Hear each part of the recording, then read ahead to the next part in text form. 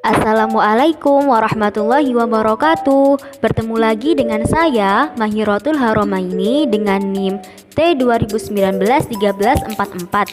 Nah, pada kesempatan kali ini saya akan menyajikan video pembelajaran yang dapat digunakan sebagai referensi pembelajaran daring dengan materi Toharoh, tepatnya pada bab najis. Untuk teman-teman yang belum subscribe, silahkan di subscribe dulu ya. Jangan lupa di like dan komen. Terima kasih. Wassalamualaikum warahmatullahi wabarakatuh. Selamat menyaksikan.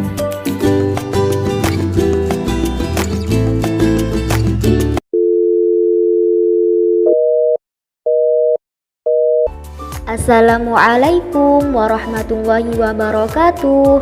Bagaimana kabarnya hari ini anak-anak?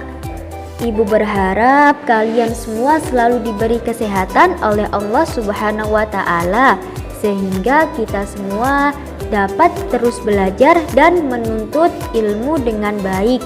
Amin. Sebelum pembelajaran hari ini kita mulai, hendaklah kita berdoa terlebih dahulu. Bismillahirrahmanirrahim. Radina billahi rabba wa bil islami dina wa bi muhammadin nabiyyan wa rasula. Rabbi zidna ilma warzuqna fahma. Amin ya rabbal alamin. Semoga pembelajaran pada hari ini dapat berjalan dengan lancar dan dapat membawa manfaat juga berkah. Amin amin ya rabbal alamin.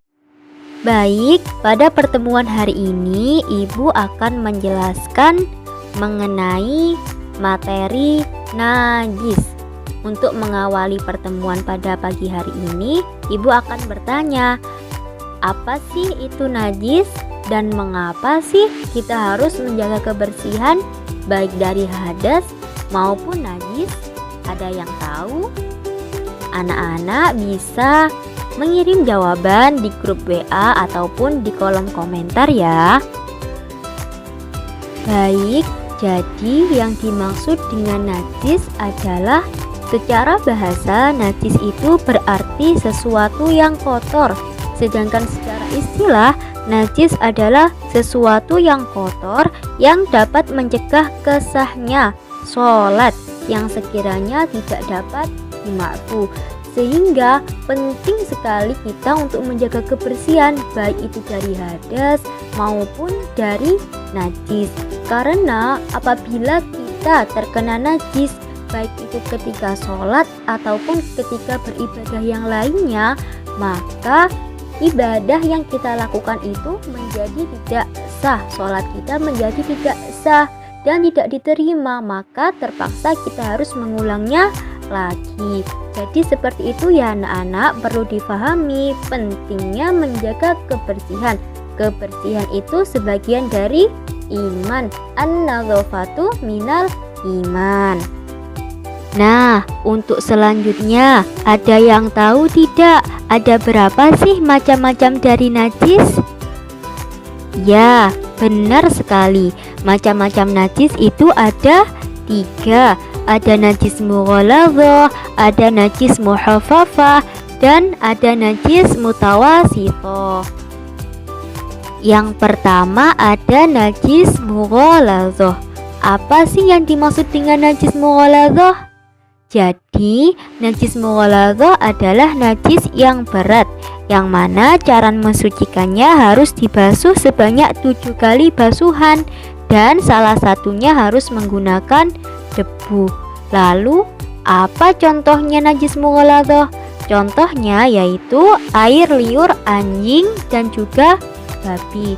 Sehingga kita harus hati-hati ketika kita memegang anjing, jangan sampai terkena air liur dari anjing, karena yang menyebabkan najis adalah air liur anjing.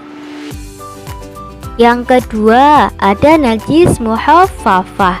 Apa sih yang dimaksud dengan najis muhaffafah? Jadi yang dimaksud dengan najis mukhafafah adalah najis yang ringan, yang mana cara mensucikannya hanya memercikan air yang suci ke tempat yang terkena najis. Lalu contohnya apa najis mukhafafah?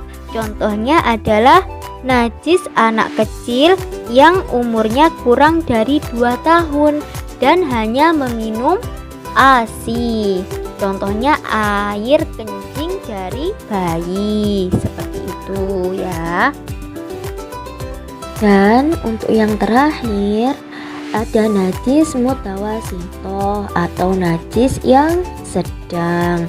Perlu diketahui, najis mutawasitoh dibagi menjadi 2. Ada yang najis mutawasitoh ainiyah dan ada najis mutawasitoh yang hukmiyah.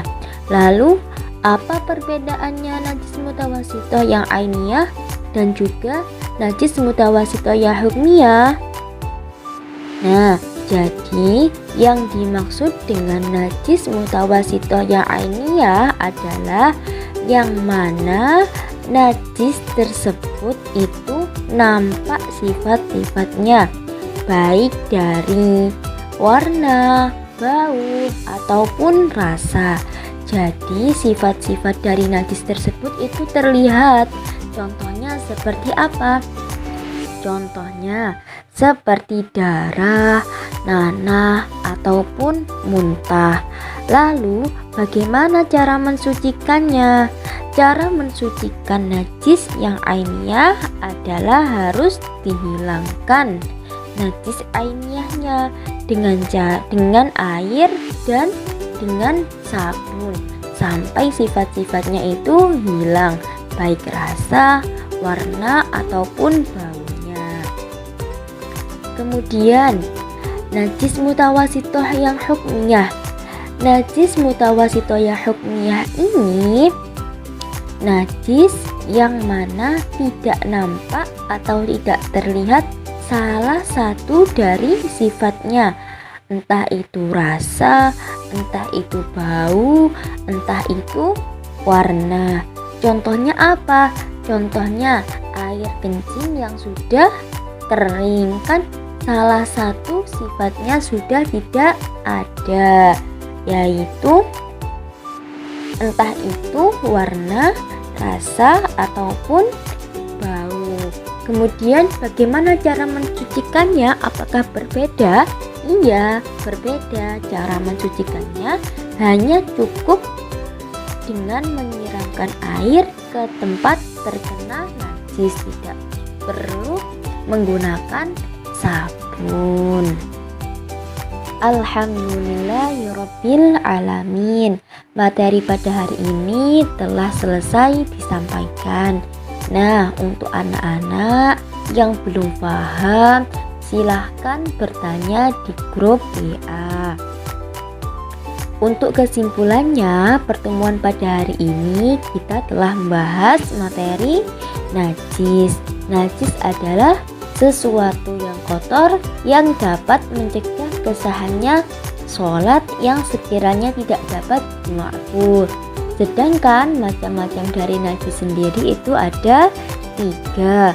Ada najis mughaladhah, yaitu najis yang berat, ada najis mukhafafah atau najis yang ringan, dan ada najis mutawasitoh atau najis yang sedang dengan cara mensucikannya yang berbeda-beda.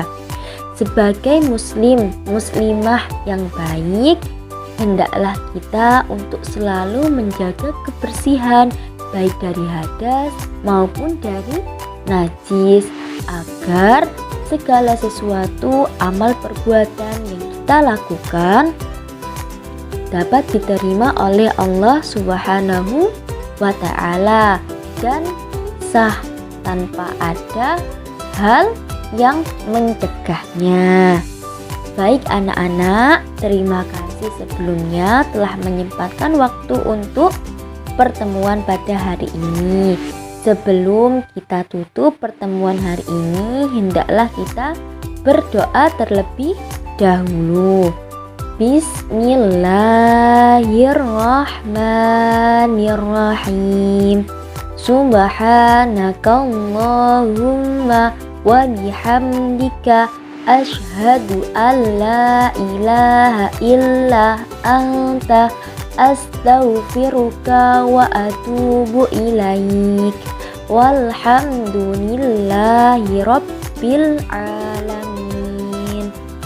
Semoga pembelajaran kita pada hari ini dapat membawa manfaat dan juga keberkahan. Amin amin ya rabbal alamin. Kurang lebihnya Ibu mohon maaf yang sebesar-besarnya dan terima kasih yang sebanyak-banyaknya. Assalamualaikum warahmatullahi wabarakatuh.